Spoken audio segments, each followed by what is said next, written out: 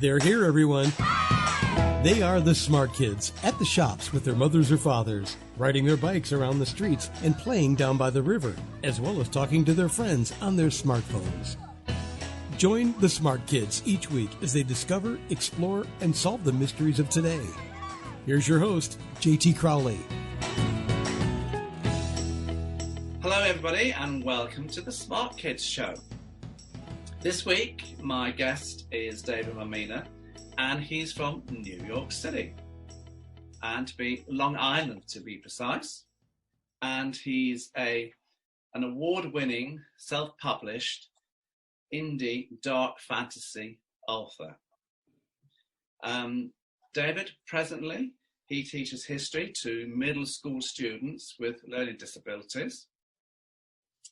And his award-winning themes, his works, include redemption of fallen heroes, good versus evil, and the unity of those split by their differences in the face of adversity. His books are set in post-apocalyptic, and I'll even get that right one of these days, fantasy realms and present day. And looking at his websites and his works and his readings and his writings, he believes writing is a craft, and he believes it's a living spirit that buries itself into the hearts, mind, body, and souls of all the readers. David, welcome to the podcast show. It's really a pleasure to be here. Thank you very much. From one author to another. Absolutely. And a lot of people will be listening to this podcast, and other kids that I talk to and their parents, they don't realize that we've actually got three things in common. And that is that, yes, you're from Long Island, New York, and my mother was from Manhattan in New York. And that we also have a great deal of interest with working with people with learning disabilities, because you teach history to people with learning disabilities in middle grade in the US. When you were young, you had an English teacher. What was your teacher's surname? My teacher's name was Mr. Sullivan. And my mother's maiden name is Sullivan. And my next character in my spy book is Charlie Sullivan. So there you go, kids. There you go, guys. There's the three things that myself and David have in common. We've never met before, apart from having a little chat the other day on Zoom. And we found out with our little talk that we actually got things in common. So you never know, kids. When you talk to people around the world, just find there's a coincidence, and there you go. We're all connected somehow, right? We are. We are indeed. I've looked at your books, and I'm just fascinated as to what brought you to writing and to start writing. Well, two things, actually. The first thing is I grew up in the 80s and the 90s, and of course, there was a lot of entertainment for me then, and I enjoyed playing video games as a kid, and I enjoyed to play other people's stories, essentially, is what I was doing.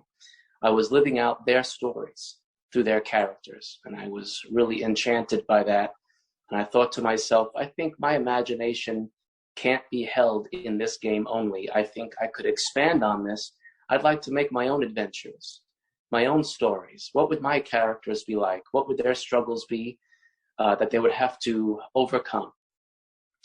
And that happened in movies and TV shows for me. I wanted to challenge myself and see what I could create. And the second thing that brought me to writing was I had a stammer problem when I was young.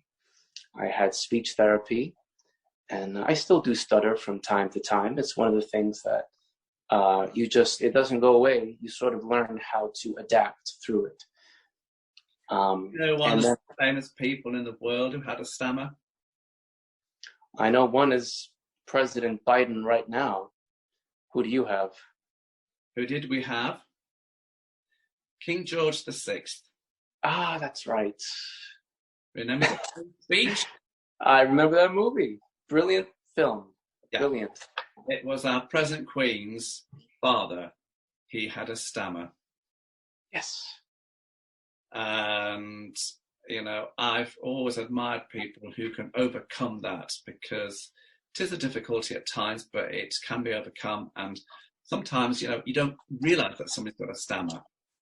Yes. And I've been a great believer in, you know, if you do come across somebody with a stammer, is not to, you know, highlight it, just accept them and just give them just a little bit more breathing space to get the words out. That's right, isn't it? You are so right. I would have loved that when I was in school at that age. But students that I have, I'm so shocked sometimes. They stammer through their answers, but they're going to get their answer out. They don't care. They will fight through their stammer to get their answer, and even to ask questions. They're not afraid. So they had a lot more bravery than I had when I was a kid. I was just better off not asking a question or answering anything. I was just so humiliated by my disability at the time. But these kids I'm teaching today, they don't care. They'll fight through it. And when they're finished with their question or their answer, I will tell them that. I'll say, you fought through that and you did it great, and keep it up, man, because eventually you'll have control over that. Just like you said, it won't stay with you forever.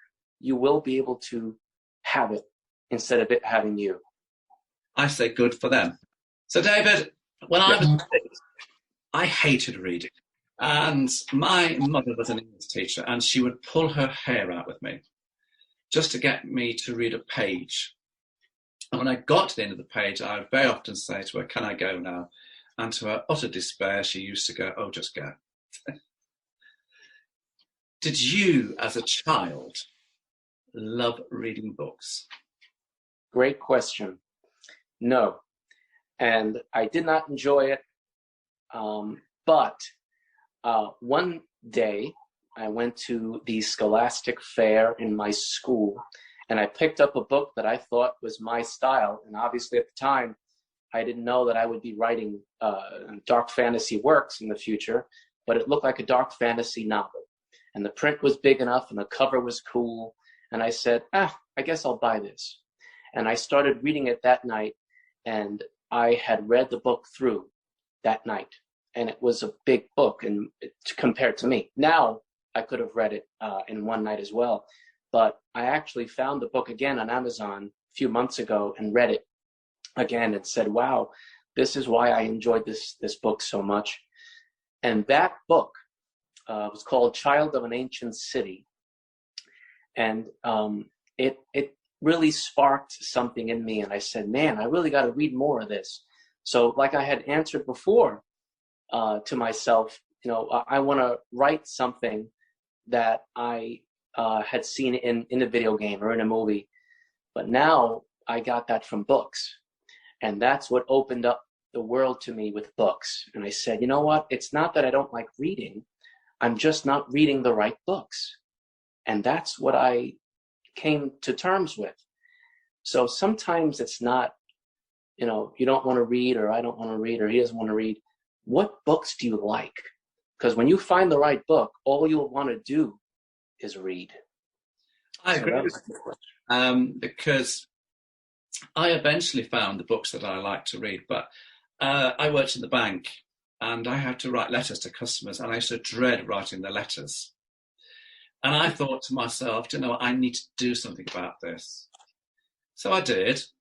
But I found a genre that I liked. Well, I found two genres that I like: crime fiction and spy thrillers.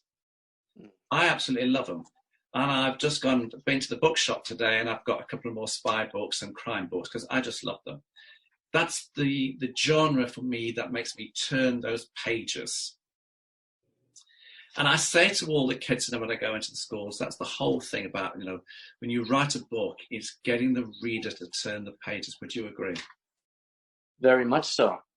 Sometimes it's in the first couple of pages, whether you know the book is worth it sometimes. I mean, the hook starts early sometimes. It does. I'm going to come to that in a minute. But I want to ask you a question, David, if you don't mind. I don't mind. I create my characters I use 14 points, like the colour of their hair, what clothes they wear, what family they've got, where they come from, what school they go to. And I know this because this is kids' stories that I write in smart books. So therefore, it's going to be slightly different for you. But do you use a formula for creating your protagonist, your main character, your antagonists, your opposing characters? What do you use? Another great question. You're just full of great questions. I do use a formula. Mm-hmm. The formula that I like to use from time to time is a 2-and-1 formula. And what that formula is 2 strengths of the character and 1 significant weakness. And that significant weakness could be anything. It could be, like we said, a stammer. It could be muteness. It could be crippling anxiety, PTSD. It could be anything, that sort of weakness.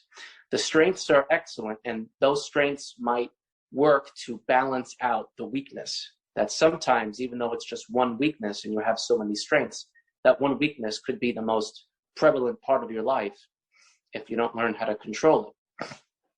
So I enjoy writing characters that have a prevalent weakness that they have to overcome, or that they don't overcome. It's just there. Sure. And you find a way to relate to that character in a sense.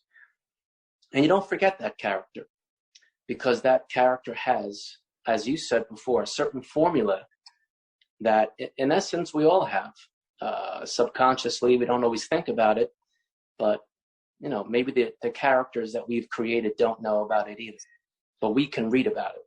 Now, in your books, in your characters, is there you in there? Yes, I would think so. I think every author puts a little bit of themselves in there. They usually say you write about what you know. And sometimes, do you know yourself enough? Well, write a book and see if that character seems a little bit like you. Oh, absolutely. And it's just the way it works. One of the books I wrote, I'm sorry, go ahead. I was going to cut you off. No.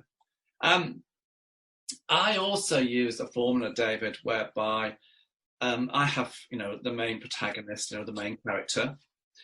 And then sitting underneath that main character is 2 to 3 sub-characters. No more than that. And when you look at Harry Potter, for example, J.K. Rowling, she uses Harry Potter as the main character, and then you've got Ron Weasley and Hermione as the what I call the sub-characters. They are the 2 friends that support Harry. And when you look at a lot of my my kids' stories, my short stories, there's one main character and there's 2 to 3 sub-characters. And then the next layer of characters are what I call the floating characters, David. And these are characters that go in and out of the storyline just to move the story along. Mm. Do you relate to that? Do you use that sort of formula? How do you, put all your characters together? Excellent. Well, some books differ from that. Every formula is not going to work interchangeably for every story you do. So, for instance, one book is an epic dark fantasy tale. The other one could be a psychological thriller. So in the epic tale, it would work almost like sort of a video game story where you start out with some characters that find that there is a problem that needs to be solved, and they're the ones that need to solve it for whatever reason.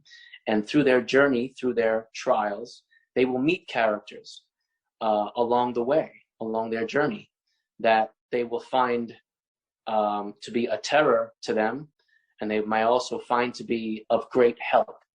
And what I love about that is you learn about that character along with the characters you've grown to know. Mm. And I think there's something romantic about that, in meeting a character through your character's eyes. So the sub-character does move the plot, as you said.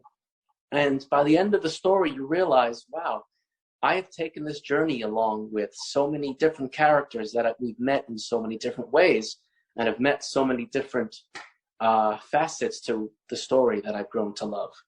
In a psychological thriller, it's a bit different. You need to spend more time with one character to really understand the motivations. And he, of course, or she, of course, will meet some characters along the way, and you'll have to decide what their motivations are and how they're going to move the story. But in an epic tale, you're going to have a lot of characters to deal with, as opposed to a psychological thriller. I totally agree with you there. Every book is different. I want to move you along now, David, if you don't mind, and I want to move away from characters, and I want to talk to you about the plot. How you create the plot of your books. I split the plot into two sections. One is scenery, and one is the storyline itself. And within the scenery, it's the geographical location, it's the time of the year, it's the time of the storyline itself, it's the scenery, and and this is when I go into the schools, I talk to the kids, this is important, that you've got to get, the right, if you're talking about a story that is in, I don't know, let's say the UK, and it's winter time, or December, well, it's winter time. But if you've got a character and a story and it's in December, but you put your character in New Zealand, well, it's summer. And you have to be careful there. So how do you go about plot? How do you go about thinking about the plot, creating it, putting it all together? Sure. Well, first, I think of what the problem is, what the issue could be, and then it's a little bit like clay. You start to form it, and you say, well, what would make this interesting? Where would these people be? Where would the reader be challenged? It's one thing to say, this is going to be a story where there's knights in shining armor, and your brain would go right to, we're in the Middle Ages. It's a Middle Ages setting, perhaps middle-aged Europe. But then you throw them for a loop and say, actually, no, this is the post-apocalypse time. We've gone back to a feudal age where we have to start sort of over again in a way. And we look like we're in the Middle Ages, but we're not. See, here are some parts of the setting to remind you that we are not in the Middle Ages. Here is the skeleton of buildings of yester century, or here is a city or town that used to be an amphitheater a long time ago, or here's a sewer system that was once a subway in some archaic place. So the plot sort of develops as you mold the clay yourself and consider, where do I want these characters to be? And what do I want my reader to get from that, to take them out of their real world into a fantasy world, and yet to make that fantasy world real to them. So again, the plot must be considered in any kind of story you create. So a sci-fi story, in my opinion, would require a lot more research perhaps than a fantasy story would be, because this is essentially what's real to us, but in a fiction type of realm in the future maybe. One of my short stories took place on the moon. Well, what does that entail? What do we know about that? What kind of materials would you need to be on the moon? Why are they on the moon? Wouldn't it be cheaper to be here? What's their motivation? So usually it takes me about, and this is going to sound particularly strange, but for me, I need to know everything about living on the moon before I start writing a story about people on the moon. I need to know so much about it that I could essentially help NASA at least have an understanding of what they're talking about. I'm sure that's known you. And it might not even end up in the book, but the plot is, like you said, the setting is the first thing, and the time is the next. And like I said, it's clay in your hand. You start to formulate on how it would help for the conflict in your story. Do you as you're, as you're writing the story, as you're going along, you're sitting there on your laptop or your computer and you're writing the story. Do you, like me, visually see that story, that scene, that's, set up in front? Like, you're in the film, you're creating the film. John, I can't tell you how many times I've embarrassed myself, literally acting out the scene like a 5-year-old, as adults had watched me and I didn't know that they were there. And I had to say, oh, I'm practicing for a play. I do that. Yeah. Sometimes you have to act out the scene to say, wow, that would work. Or maybe he would do this. Oh man, that's even better. I absolutely see it. I know where the characters are in relation to each other. Are they sitting to the left? Are they sitting to the right? Are they in front? Are they on a screen? And where is that laptop? Is it on the table? I can actually see it all, and that's how I envisage it. So you're pretty much like me as well. And when I talk to other authors as well, we all seem to be doing the same. We can see the scene, and we're sort of like writing a set, for a scene on stage, which I think is wonderful, don't you? I think it's amazing, because if you can see it, chances are you'll write it in a way that your readers can see it too. Not exactly as you saw it, but I'll bet they'll be able to envision it in a way that you had seen it, and then add their personal touch to it. I like that. I like having my vision on the page and then having the reader manipulate it a little bit too. I want to give them some breathing room to also create their own scene too a little bit. Do you, you touched on this when you talk about the moon, and you like to do the research in detail.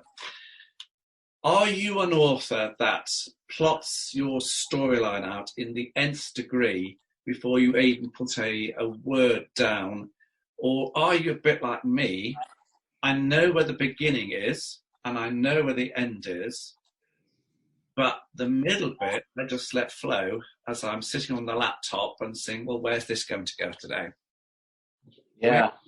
It's on that line. That's a big piece of my writing craft. And a lot of people ask me the question, and sometimes they do write and they don't end up doing anything with it. And they'll ask me, how do you do it? I mean, where do you find the time? How do you do this? Well, first I think a lot. I think of the fun things and I act out the fun things. But then you have to put something on paper. And that's the part that gets people afraid, is putting it on paper. They think that once they put it on paper, they have to commit to it. The reality is, the most important part of anything you're writing, whether it's an essay that I hate to write, or actually a story, it's outlining. Try to outline. If you don't like it, throw it in the trash. But outline. Put in what you think you have. Now, your outline would essentially entail the meat and potatoes of the beginning and where you are hoping to end up, because those are the two most important parts of the story. For me, I like to outline, where would we go with this? Why is it happening this way? Why would this person do this? Where would they go afterwards? Blah, blah, blah, blah. And I would just jot out notes. That could be on a napkin. It could be on my phone. It doesn't have to be anywhere official, because no one else is going to see this. It's you. So I like to outline. I get to see my thoughts, and then I can sleep at night in peace and not have to worry about what I'm putting in there. So I also cross things out in the middle of my outline. And some things I'll just put a question mark and I'll say, I wonder what will happen when we get to that part. So John, to answer your question, I like to sort of have a general idea of where we're going and what will happen within. Sometimes I'll even plot in something in the middle of the story that I really can't wait to get to. And I'll outline how we get there. And then I'll outline that battle, perhaps, or that argument that these two people are finally going to have to hash out. What we all knew they were going to have to confront at some point. And then sometimes the outline, I say, oh, the heck with this part. This was a good idea at the time, but now I think we're going somewhere else. I think we're going somewhere much more intriguing. So let's forget this outline part, and let's take this and see where it takes me. And if it doesn't work out, I have the freedom to try again. So I'm a little bit like you, John. I like to fly at the seat of my pants and see where my own characters want to take me.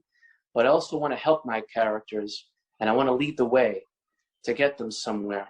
that can take the reader somewhere fascinating. And I don't limit myself. Writers should never limit themselves by pages or how much should I outline or what should I see where it takes you first. And that'll take some anxiety away. I'm intrigued. Are you I'm a great people observer. I love to sit down with a glass of wine or coffee in a coffee shop or a pub, I think bars in the US, and just watch people and observe them. Do you do that?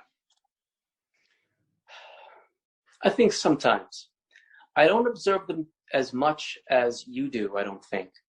But I can't help but observe them. I observe more school life, I guess, because that's where most of my day is. And I see a lot of the behaviors of the young and of the adults and how they interact with the young and the other adults. But I don't do it as much as you do. But I do, in my head sometimes, think of what certain characters would do in situations in the setting that I see, like you said, like in a pub. What could happen in a pub, and what would they talk about? And what would go on? But I think you definitely exceed in the skill of people watching than I do. I do. I love to people watch because I get ideas from characters, you see, and that's why I do. But I want to also say, move on a little bit further down the line here with your stories here, David. In the plot, I think it's very, very important to get a good start and to get the readers to turn the pages. And that's what I say to all the kids when I go into the schools. Do you think it's important, you've touched on it already a little bit, to get a good start for the book? It's huge. It's so important. It's almost like the cover of the book itself. They say you judge a book, right, by the cover, which in essence it's true, but the judging isn't over yet. Then you judge the book by the first page. So you got them to even pick up the book. They might look at the back of the book and see what it's about. It's the first page that is the hook. It's not the second or third or the first chapter. You have to let them know, this is what my writing style is like, right? It's not too advanced, right? Because a too advanced beginning where the words are too hard to pronounce, or you have to look up every word. Not everyone likes that. They want to sit down and enjoy a story, and they want to use their imagination. They don't want to have to go to their dictionary every 5 minutes, although I do enjoy going to the phone and saying, wow, what does this word mean? I just learned something. But for the first hook, you want to put someone in a situation where it's like, wow, this person is in this situation already. Let me situate myself in the seat and see what's going to happen here. This is just the first page. Or set the setting like, wow, this is where we are right now. You know, I rather enjoy that. And I think the first paragraph is the punch.